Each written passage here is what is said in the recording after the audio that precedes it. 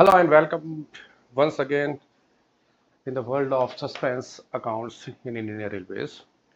Railway accounting आज हम उन रेलवे अकाउंटिंग सस्पेंस हेड्स की बात करेंगे जिनमें रहता है हमेशा डेबिट बैलेंसेस।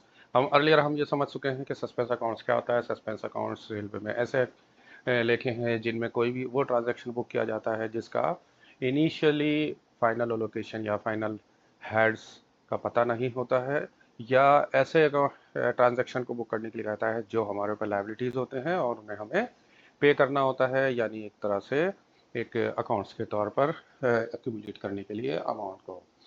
और मोर ओवर इसके अलावा सस्पेंस अकाउंट्स जो है क्या कहते हैं, गवर्नमेंट और कमर्शियल अकाउंटिंग सिस्टम में जो रेलवे के ऑपरेशंस है उसमें बीच में लिंक करने में भी मदद करते हैं, ये लिंकिंग के तौर पर भी काम करते हैं।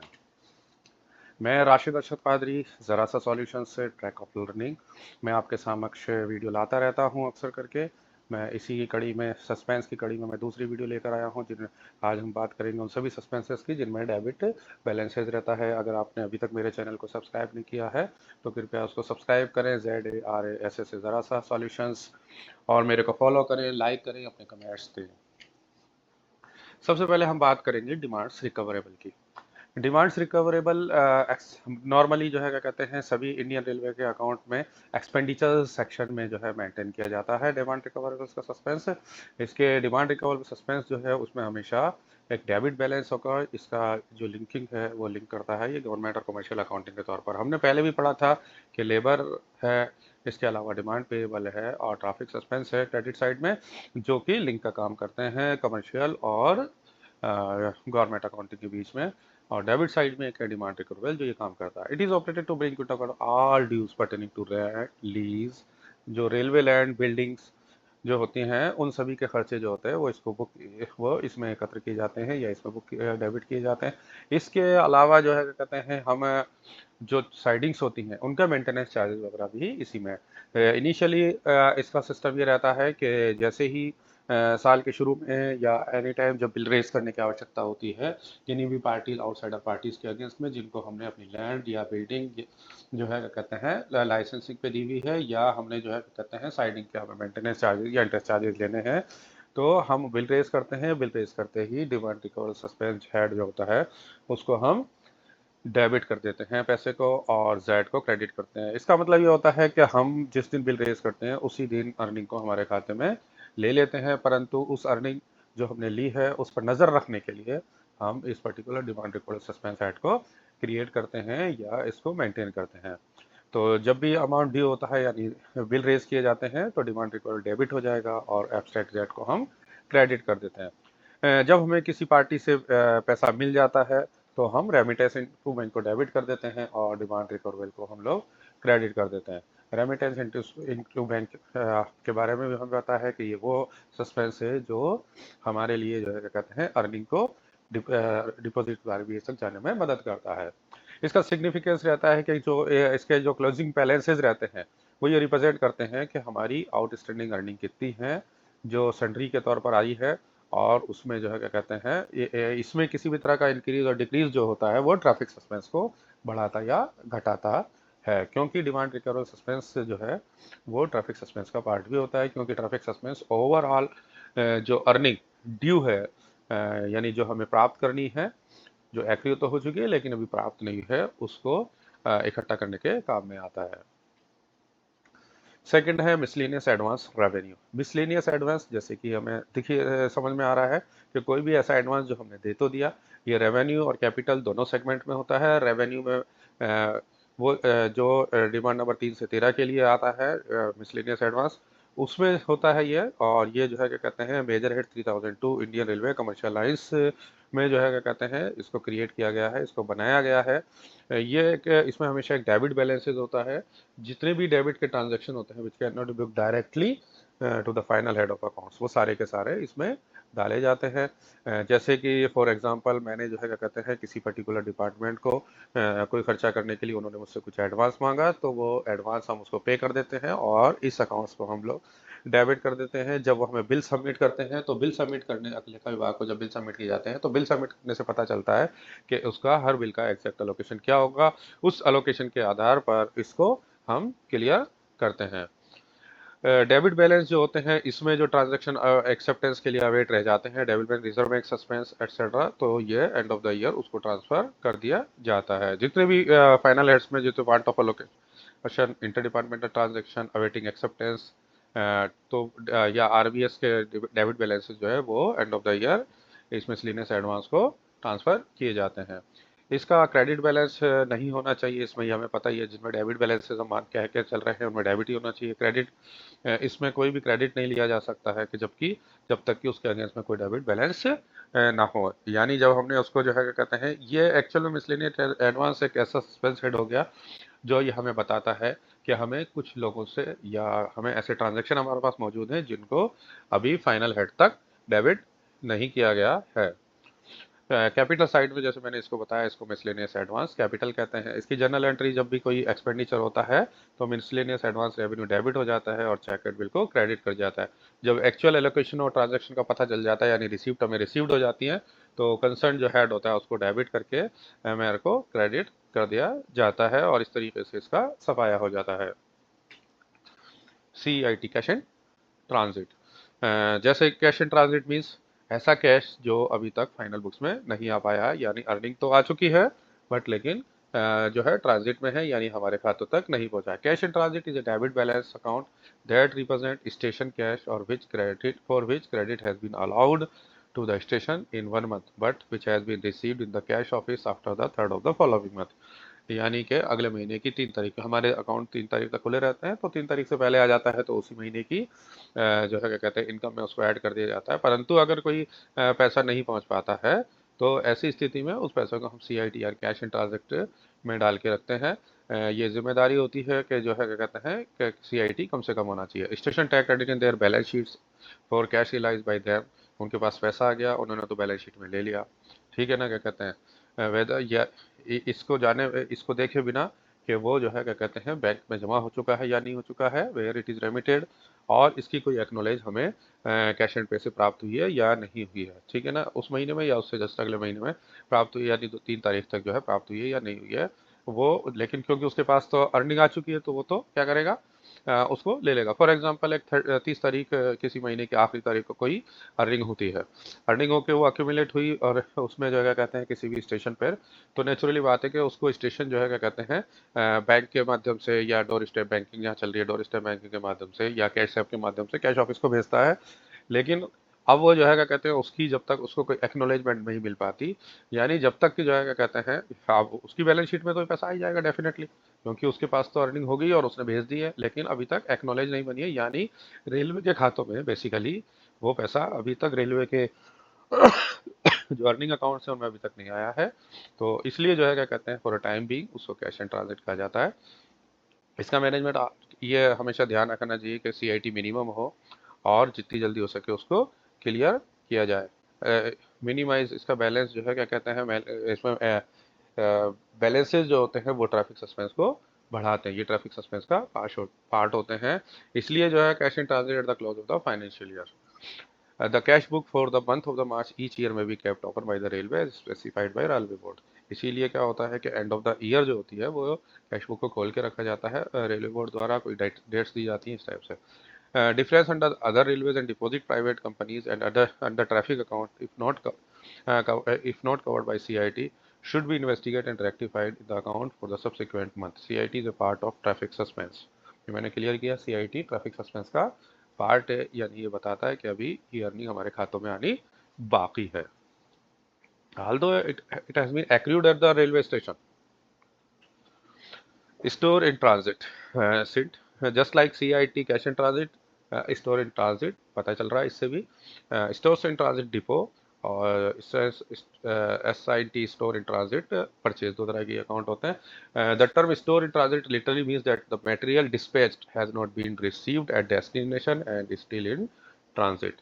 यानी उसकी एक्नोलेजमेंट अभी तक नहीं बनी है, रिसिप्ट एक्नोलेजमेंट अभी तक नहीं बनी है, वहां से तो आ गया वो या वहां से रास्ते में है, चल रहा है। तो जैसे ही किसी आदमी ने अपना पैसा स्टोर ट्रांसफर करेगा तो वो क्या करेगा कि वो तो जैसे ही मेटेरियल डिस्पैच करता है वो स्टोर इन ट्रांजिट को जो है क्या कहते हैं वो डेबिट दे देता है, और जो भी है ना क्या कहते हैं अपना खुद का स्टोर होता है उसको क्रेडिट दे देता है, यानी कि उसके पास से तो वो पैसा वो स्टोर चला गया। जब वहाँ पर मटेरियल रिसीव होगा किसी डिपो में जहाँ पर गया है मटेरियल रिसीविंग डिपो, तो वहाँ स्टोर को डेबिट कर दिया जाता है सेंटर के स्टोर को, और एसएनटी को क्रेडिट कर दिया जाता है। यानी कि स्टोर इन ट्रांजिट का सफाई था उसकी बुक्स में था। Whether the store issued during a month from a depot are not received in the receiving depot in the same month, such item would not appear in the account of the receiving depot. Towards these items it is cooperated, जैसे मैंने बताया CIT, just as it is store in transit. Store in transit purchase same as it is, जैसे कि मैंने बताया यहाँ पर एक डिपो से दूसरे डिपो पे माल जा रहा है और ये परचेज से माल आ रही है, बाजार से माल आ रहा है जो हम खरीदारी करेंगे। Store in transit under the purchase also where inspection and receive work is centralized. The credit to purchase is noted from the receive note quoted by such inspection section, while the contra debit appears only when the receiving depot account for it is in its ledger. कोई माल हमने खरीदा, वो receipt हो गया, inspect हो गया, लेकिन अभी तक जो है क्या कहते हैं जो कंसाइनीज हैं रिसिप्ट करने वाले, उनके लेजर्स में अभी तक उसकी बुकिंग नहीं आई है या बुक नहीं हुआ है। ऐसी स्टोर्स को मेंटेन करने के लिए, ऐसे स्टोर के अकाउंट को मेंटेन करने के लिए स्टोर इन ट्रांजिट परचेज को बनाया जाता है जब तक मटेरियल कोई रिसीव नहीं होता कंसाइनी को, ताकि के पेमेंट को रिलीज किया जा सके। हाँ भाई, दिखा दिया पेमेंट आ चुका है हमारे पास, एसआईएनटी को डेबिट कर देते हैं और परचेज को क्रेडिट कर देते हैं।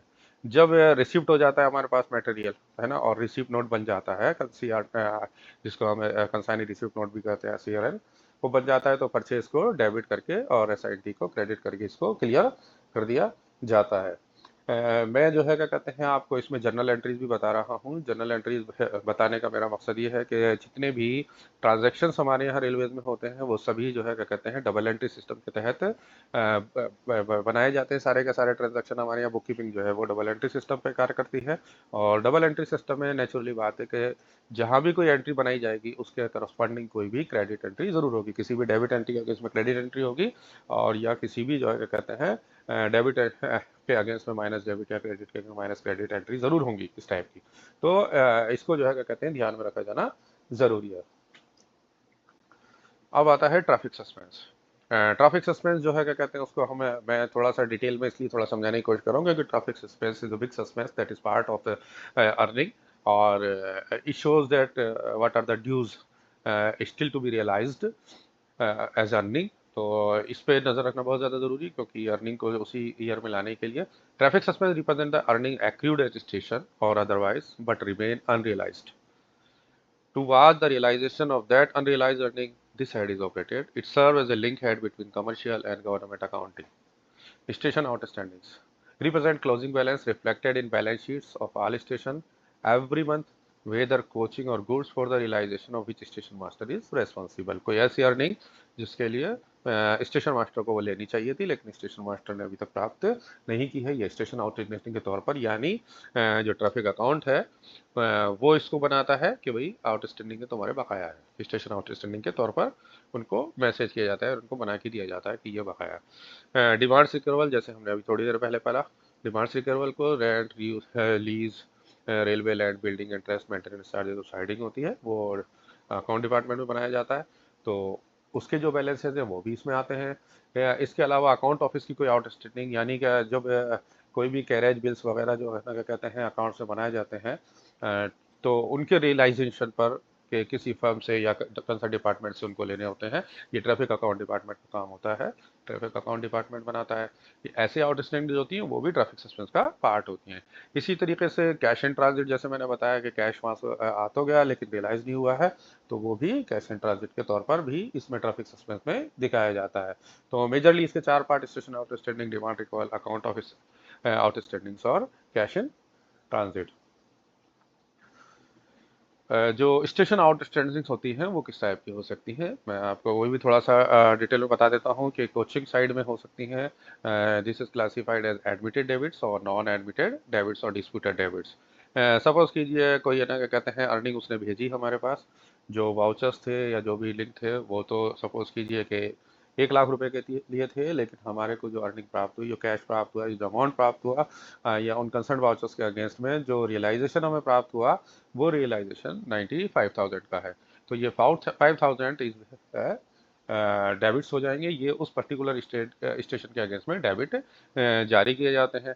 अगर कोई डेबिट जारी किए जाते हैं तो डेबिट जैसे जारी किया जाता है डेबिट नोट, तो अगर वो स्टेशन उस पर्टिकुलर डेबिट को एक्सेप्ट कर लेता है कि हाँ भाई ये गलती है मेरी और इट विल बी रेमिटेड, तो those are called admitted debits. और अगर किसी डेबिट को लेके डिस्प्यूट होता है या उसको ये होता है कि नहीं ये गलत डेबिट आपने निकाला है या डेबिट गलत है, जो डेबिट्स होते हैं वो रेज करते हैं ट्रैफिक अकाउंट द्वारा, रेज किए जाते हैं किसी पर्टिकुलर स्टेशन के अगेंस्ट में। तो वो जब कि ऐसे कोई डेबिट्स होते हैं जिनको स्टेशन मास्टर एक्सेप्ट नहीं करता है या कंसर्न बुकिंग एक्सेप्ट नहीं करती है, तो वो डिस्प्यूटेड डेबिट्स कहलाते हैं। लेकिन उनको उनमें उनका जो रियलाइजेशन दो तरीके से हो सकता है कि या तो उसके अगेंस्ट में कोई ऐसे वाउचर सबमिट करें, सबूत सबमिट करें जिससे पता चले कि हाँ ये पैसा आ चुका है, ठीक है ना, कहते हैं यह पैसा आना ही नहीं था, तो तब इनको क्लियर किया जाता है। अगर वो उसको बाद में वाउचर्स के इंस्पेक्शन के बाद अगर पता लगता है कि हाँ वो एडमिटेड है, तो ये एडमिटेड में डेबिट में कन्वर्ट हो जाते हैं या फिर डेबिट को रिवर्ट कर लिया जाता है, रिवर्ट बैक किया जाता है।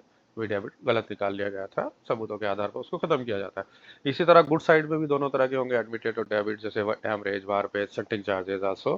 तो ये स्टेशन आउटस्टैंडिंग में आते हैं। कई बार क्या होता है कि डेवरेज, वारपेज वगैरह के डेबिट्स निकाले जाते हैं और बाद में कमर्शियल डिपार्टमेंट द्वारा जो है क्या कहते हैं उनको वेव ऑफ किया जाता है, या उनको जो है क्या कहते हैं कम किया जाता है, उनको जो है क्या कहते हैं तो ऐसी स्थिति में अगर ऐसा कोई होता है तो वो भी इसी तरीके से दोनों श्रेणी में मैंने बताया, एडमिटेड और disputed debits.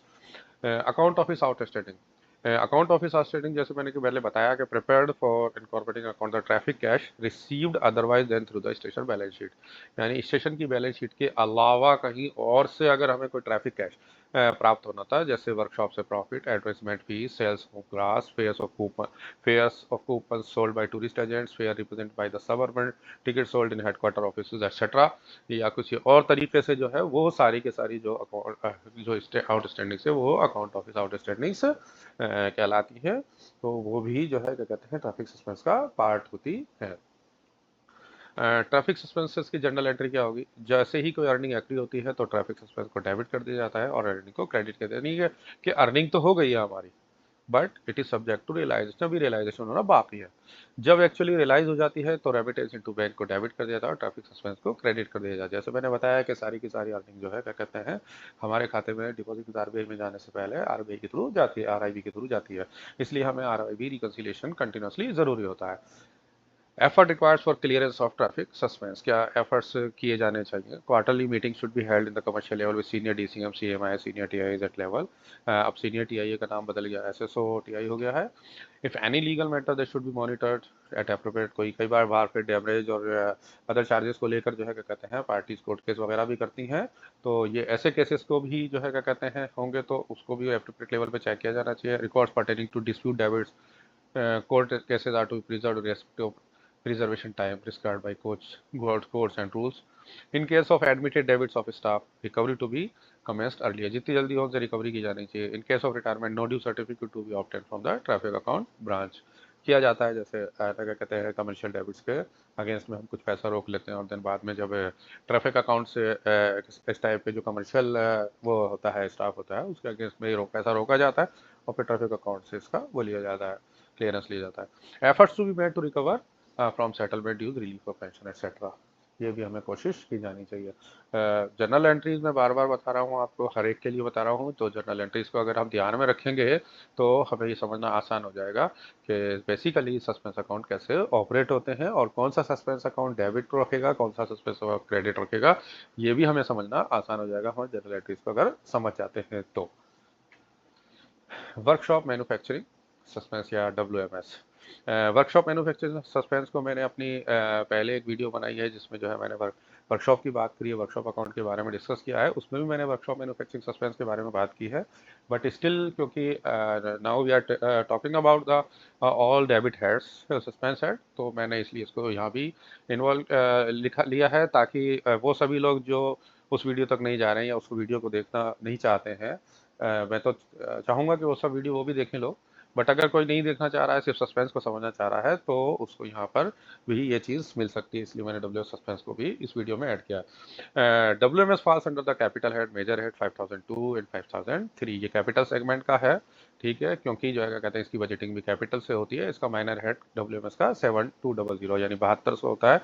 There are to सब हेड्स 7210 और 7220।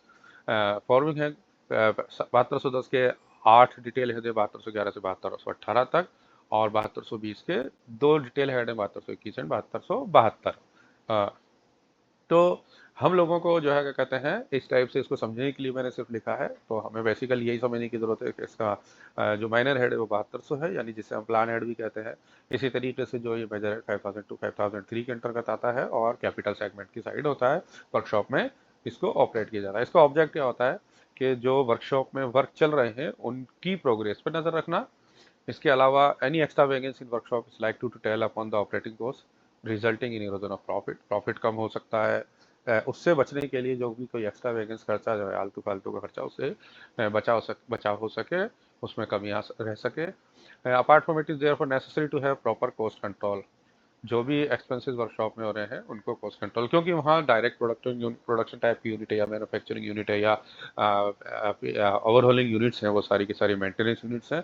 तो वहाँ पर बहुत ज़रूरी होता है कि कॉस्ट कटिंग किस तरीके से, क्योंकि डायरेक्ट प्रभावित होती है। तो अगर कॉस्ट के हर आइटम पर जो भी कॉस्ट इनकर होने वाली है किसी भी क्या कहते हैं मेंटेनेंस पर या किसी प्रोडक्शन पर, तो उस पर सीधी नज़र रखी जा सके। That's why WMS is operated also. इसके दोनों पार्ट होते हैं, डेबिट साइड और क्रेडिट साइड, दोनों तरह के पार्ट होते हैं इसके। मतलब नॉर्मली जो है इसका जो बैलेंसेज होते हैं वर्कशॉप मैन्युफैक्चरिंग सस्पेंस के बैलेंसेज जो है डेबिट ही बैलेंसेज होते हैं। इसीलिए मैंने इसको जो है क्या कहते हैं उसमें लिया है, डेबिट वाली मैंने वीडियो में शामिल किया है इसको। Expenditure that is incurred in the workshop is book to debit side of the WMS।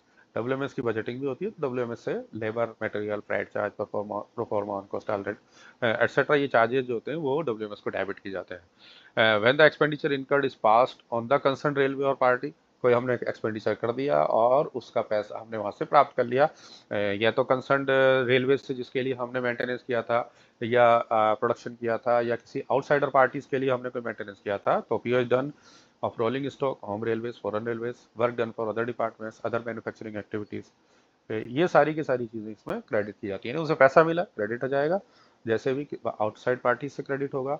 इसके अलावा जो है क्या कहते हैं रेलवे एक दूसरी रेलवे डिविजन्स के लिए काम किया गया है, तो वर्कशॉप जब जहाँ भी काम करता है उनसे प्राप्त होगा TCS के थ्रू। इसके अलावा कोई अदर मैन्युफैक्चरिंग एक्टिविटीज करके सेल आउट करते हैं, तो उससे जो प्राप्त होगा पैसा वो भी यहाँ पर आ जाएगा, क्रेडिट में आ जाएगा।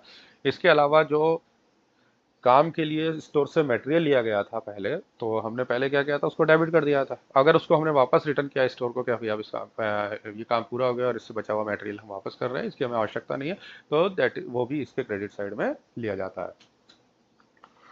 इसके क्लोजिंग बैलेंसेस क्या होता है? इसका क्लोजिंग बैलेंस जैसे मैंने कहा ऑलवेज डेबिट होता है। इस कंसिस्ट ऑफ आउटर स्टेटमेंट 2, इसको आउटर स्टेटमेंट 2 भी कहते हैं, यानी आउटर स्टेटमेंट जैसे हमने पहले उसमें मेरी वर्कशॉप वाली वीडियो में पढ़ा, outer statement 1 and outer statement 2। 1 में वो आते हैं जिनका जो है क्या कहते हैं सेटलमेंट किया जा चुका है, मतलब ट्रांजैक्शन का सेटलमेंट किया जा चुका है, यानी जो काम किए गए और काम करने के बाद उनका पैसा हमें प्राप्त हो गया, वो आउटर स्टेटमेंट 1। और जिनका बाकी है वो आउटर स्टेटमेंट 2। यानी कौन कौन से होंगे? Work in progress, work completed but acceptance not reach, complete तो हो गए लेकिन अभी तक एक्सेप्टेंस नहीं आई, यानी पैसा नहीं। Material on the shop, material कोई पड़ा रह गया, बचा हुआ है अभी तक। या under over charges due to average hourly rates and due to on cost rates, कोई ऑन कॉस्ट रेट की वजह से कोई चार्जेज एडिशनल आए हो तो वो भी। इसका रिव्यू ज़रूरी होता है, क्योंकि कैपिटल सेगमेंट में है, तो नेचुरली बात है कैपिटल सेगमेंट पे इंटरेस्ट लायबल हो सकता है हमारे ऊपर। तो capacity utilization of the workshop, deployment, और इसके अलावा ब्लॉकेज ऑफ मनी भी, डेफिनेटली ब्लॉकेज ऑफ मनी नुकसान पहुंचाती है हमेशा। Deployment of skill labour and their utilization in manufacturing operation, service operation, POH etcetera. मतलब इसलिए रिव्यू करना जरूरी है कि कहीं गलत तरीके से लेबर तो डिप्लॉय नहीं हो रही है। Close watch of material draws to shop floor and their consumption pattern, ये भी ध्यान दिया जाना जरूरी है कि जो है क्या कहते हैं मटेरियल जो ड्रॉ किया जा रहा है, यानी शॉप फ्लोर पर, तो उसका कंजप्शन पैटर्न क्या है। कई बार ऐसा होता है कि वर्कशॉप में जो है ना क्या कहते हैं किसी पर्टिकुलर जो है वर्क के लिए वर्क ऑर्डर के अगेंस्ट में जो है मटेरियल तो ज़्यादा ले लिया जाता है और वो वर्कशॉप फ्लोर पे पड़ा रहता है, इकट्ठा रहता है। मतलब फ्लोर पे पड़ा होने का मतलब यह है कि वो किसी पर्टिकुलर शॉप में इकट्ठा हो जाता है, इकट्ठा रखते हैं। तो वो जो एडिशनल आइटम है that should be return to the store so that it can be credited to. तो इसलिए उसका भी रिव्यू करने के लिए ज़रूरी है। दैट्स वाई स्टॉक वेरीफायर भी हमारे जो है क्या कहते हैं वर्कशॉप में रहते हैं और उनकी भी ड्यूटी बनती है कि वो इस पे भी स्टॉक वेरिफिकेशन के द्वारा इस पे ध्यान दें कि किसी वर्क ऑर्डर के अगेंस्ट में जो सामान ड्रॉ किया गया था उससे बचा हुआ सामान स्टोर को वापस लौटाया या नहीं लौटाया। ठीक है ना। Identification of quantum of on cost as a percentage to direct labor and control the overhead expenditure। overhead expenditure को कंट्रोल अगर करना है तो हमें पता लगाना होगा कि quantum of cost on cost क्या होगा, कि ऑन कॉस्ट का क्वांटम कितना होगा। तो उसके लिए भी अगर हमें एग्जैक्ट अमाउंट ऑफ एक्सपेंडिचर किसी पर्टिकुलर पीरियडिकल ओवरहॉलिंग पर या जो है क्या कहते हैं किसी पर्टिकुलर मेंटेनेंस पर या किसी पर्टिकुलर वर्क पर अगर हमें जब पता चल जाए जो कि वर्कशॉप में हो रहा है तो हम ओवरहेड कॉस्ट को भी आसानी से परसेंटेज के तौर पर लाई कर सकते हैं, लायबल कर सकते हैं, बता सकते हैं, निकाल सकते हैं। जो रिपेयर जो होते हैं रिपोर्ट के लिए आइडियल परसेंटेज क्लोजिंग बैलेंसेस ये है कि 3% तक हो टोटल ग्रॉस क्रेडिट्स का। 3% से ज़्यादा का जो है क्या कहते हैं क्लोजिंग बैलेंस नहीं होना चाहिए, ये एक आइडियल माना गया है। और मैन्युफैक्चरिंग में ग्रॉस क्रेडिट का 6%, रिपेयर शॉप में 3% और मैन्युफैक्चरिंग में 6% का आइडियल माना गया। इट कैन बी मोर और less, it doesn't matter, but ideal इसको माना गया है। अब आता है रेमिटेंस इनटू बैंक।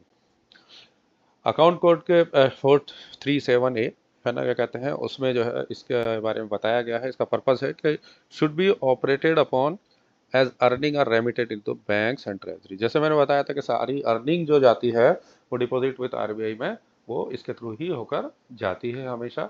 इसमें सबसे पहले डेबिट होती है, देन जो है क्या कहते हैं बाद में डिपॉजिट और आरबीआई को डेबिट की जाती है इसको जब क्रेडिट करते हैं तो। This head should be operated upon as earning are remitted into the banks and treasuries.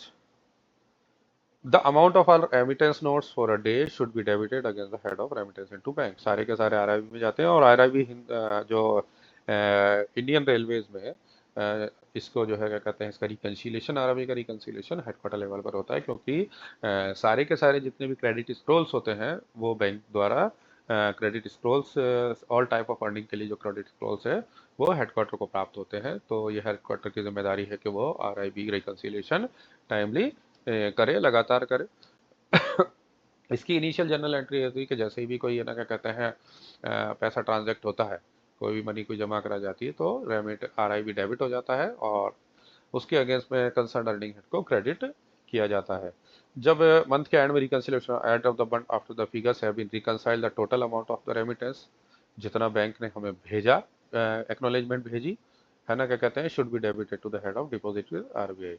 उन्होंने जितना हमें भेजा, सपोज कीजिए मैंने पूरे महीने भर में जो है 50 करोड़ जमा कराए थे बट लेकिन मेरे पास अभी जो क्लियरेंस जो आई है मंथ के एंड में वो मेरे पास जो है क्या कहते हैं 49 करोड़ 50 लाख की आई है 50 करोड़ में से।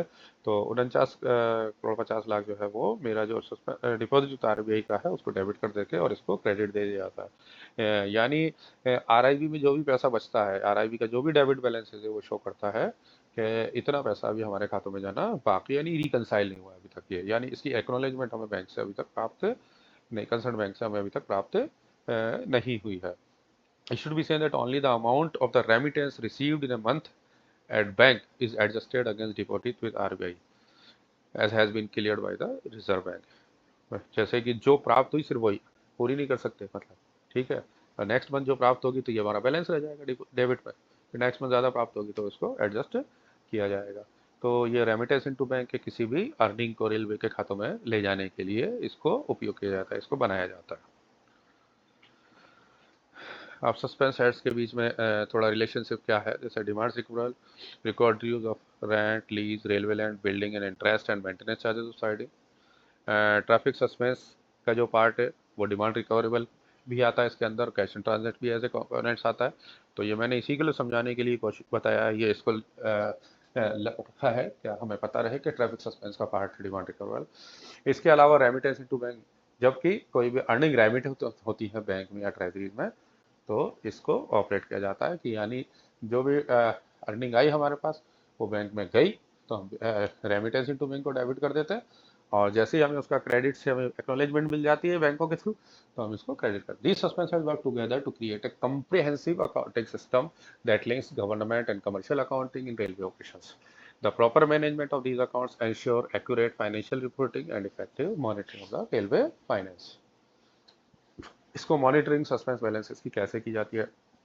ट्रैफिक सस्पेंस का जैसे मैंने बताया था कि किस तरीके से कमर्शियल के साथ या कोर्ट केसेस को, डब्ल्यूएमएस का मैंने बताया कि कैपेसिटी यूटिलाइजेशन को रिव्यू किया जाना चाहिए, स्किल लेवल डिप्लॉयमेंट को असेस किया जाना चाहिए, मेटेरियल कंजम्पशन का पैटर्न को मॉनिटर किया जाना चाहिए, ऑन कॉस्ट परसेंटेज को कंट्रोल किया जाना चाहिए, आइडल क्लोजिंग बैलेंस जो परसेंटेज है उसको मेंटेन किया जाती है 6% जो मैंने बताया। इसी तरह कैश इन ट्रांजिट में भी जो है कहते हैं मिनिमम करने के लिए यही है कि जल्दी से जल्दी अर्निंग को जो है कहते हैं कैश ऑफिस तक पहुंचाया जाना चाहिए। As an action cash book for the month of March for there be kept as open.